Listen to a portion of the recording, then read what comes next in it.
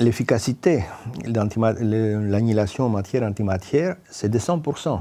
Là, quand on a parlé de la fission ou de la fusion, on dit que c'est un millième, quelques millièmes de la masse qui est transformée en énergie. Dans le cas de l'antimatière, c'est 100% qui est transformé en énergie. Ça a l'air alléchant.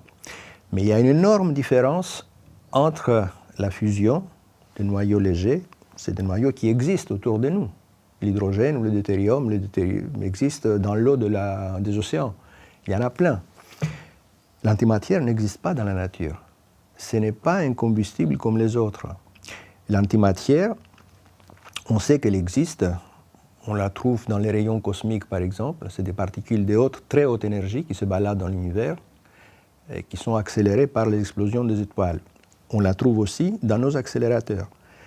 Dans nos accélérateurs, comme celui de CERN à Genève ou de Fermilab aux États-Unis, il y a des particules qui sont accélérées à de très grandes vitesses et qui collisionnent avec d'autres particules.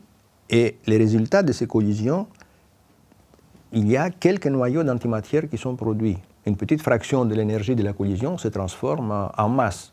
C'est le processus inverse de énergie égale masse mc au carré. Là, c'est masse égale énergie divisée, maintenant, par la vitesse de la lumière au carré.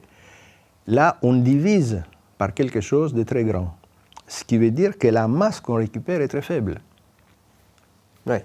Autant qu'on l'utilise dans un sens, énergie égale masse, vitesse de la lumière au carré, une petite quantité de masse produit beaucoup d'énergie.